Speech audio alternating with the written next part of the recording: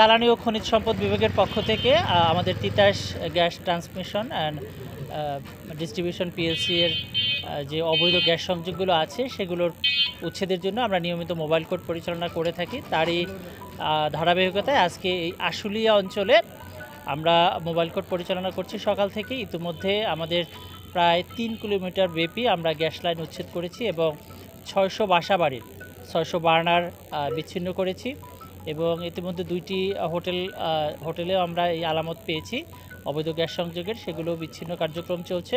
কাল 5টা পর্যন্ত এই অভিযান অব্যাহত থাকবে। আমরা একজন ব্যক্তির নাম আইডেন্টিফাই করেছি যিনি এই অবৈধ গ্যাস সংযোগের সাথে জড়িত। তিনি এই অবৈধ গ্যাস সংযোগ এখানে দিয়ে থাকেন।